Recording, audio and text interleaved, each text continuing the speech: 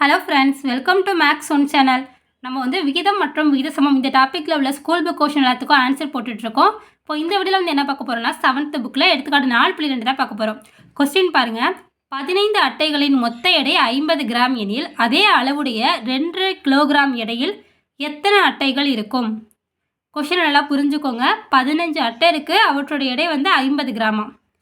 இதே அளவுள்ள 2 கிலோகிராம் எடையில் எத்தனை அட்டை இருக்கும் அப்படிங்கிறத கொஸ்டின். நமக்கு தேவையான அட்டைகளின் எண்ணிக்கை தெரியாததுனால அதை வந்து எக்ஸ்னு வச்சுருக்கேன்.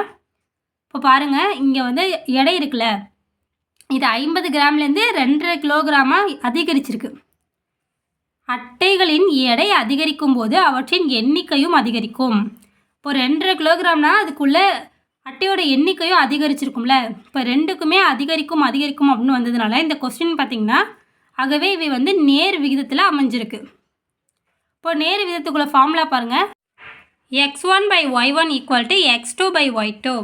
அட்டைகளின் எண்ணிக்கை வந்து 15 எக்ஸு, அடுத்து எடை வந்து 50. இங்கே கிராமில் எழுதியிருக்கிறதுனால இந்த 2 கிலோகிராம் அப்படிங்கிறது வந்து 2500 கிராம் அப்படின்னு எழுதிட்டேன்.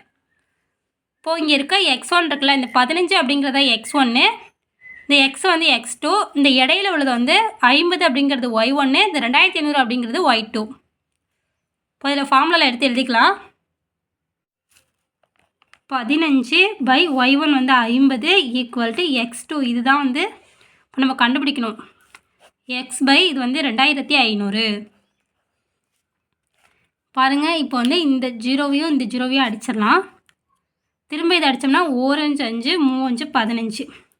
இப்போ மீதி நமக்கு இங்கே என்ன இருக்கும்? 3. இங்கே இருக்க 250 ஈக்குவல் டு அங்கிட்டு போணுச்சுன்னா பெருக்கல்ல மாறிடும். 250 = எக்ஸ். இப்போ 3 250 வந்து என்னென்னா 750. அப்போ எக்ஸ் = 750. இதான் இதோட ஆன்சர். பார்த்திங்கன்னா 2 கிலோகிராம் எடையில் வந்து 750 அட்டைகள் இருக்கும். இதான் இதோட ஆன்சர். இப்போ இந்த கொஸ்டின் பார்த்திங்கன்னா இதுவும் 7th புக் தான். எடுத்துக்காட்டு 4.6. ஒரு பெட்டி தக்காளியின் விலை ரூபாய் 200. வேந்தன் அவனிடம் உள்ள பணத்தில் 13 பெட்டிகளை வாங்கினார். ஒரு பெட்டியின் விலை ரூபாய் 260 என அதிகரித்தால் அவனிடம் உள்ள பணத்தை வைத்து எத்தனை பெட்டிகளை வாங்க முடியும்? கொஸ்டினில் என்ன கொடுத்துருவாங்க அப்படிங்கிறது நல்லா புரிஞ்சுக்கோங்க. ஃபஸ்ட் எடுத்துனா வந்து தக்காளி பெட்டியின் விலை வந்து 200 இருக்குது. அதை வச்சுட்டு வேந்தன் வந்து 13 பெட்டிகளை வாங்குகிறான். திரும்ப விலை வந்து 260 அதிகரிச்சிச்சுன்னா அவனால் எத்தனை பெட்டிகளை வாங்க முடியும்? இதான் கொஸ்டின். இப்போ வந்து வேந்தனால் வாங்கப்பட உள்ள பெட்டிகளின் எண்ணிக்கை வந்து நமக்கு தெரியாது, அதான் நம்ம கண்டுபிடிக்கணும். அதை வந்து எக்ஸ்னு வச்சுக்கலாம். தக்காளி பெட்டியின் விலை 200 இருந்துச்சுன்னா அவனால் 13 பெட்டியை வாங்க முடியுமா? இப்போ 260 விலை வந்து அதிகரிச்சிச்சுன்னா அவன் பெட்டி வந்து கம்மியாக தான் வாங்க முடியும், குறைவாக தான் வாங்க முடியும். அதான் எழுதியிருக்கோம் பாருங்கள்.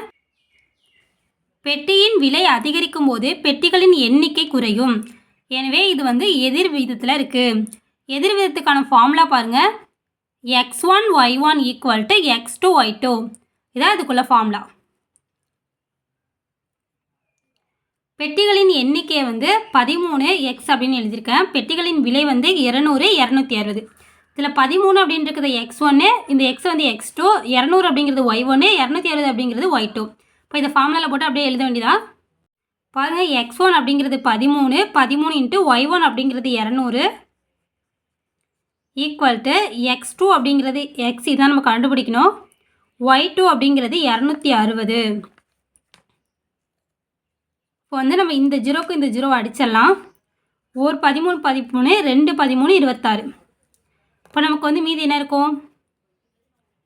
20 = x × 2 இதான் இருக்கும். இப்போ இதையும் நம்ம அடித்தோம்னா 1 2 10 2 20. அப்போ x = நமக்கு என்ன வரும்னா 10ன்னு வரும். அவரிடம் உள்ள பணத்தில் வந்து 10 பெட்டிகளை வாங்கலாம். இதான் இந்த கொஷினுக்கான ஆன்சர். Thank you friends. அடுத்த வீடியோவில் வந்து வேறு ஒரு கொஷினுக்கான ஆன்சர் பார்க்கலாம்.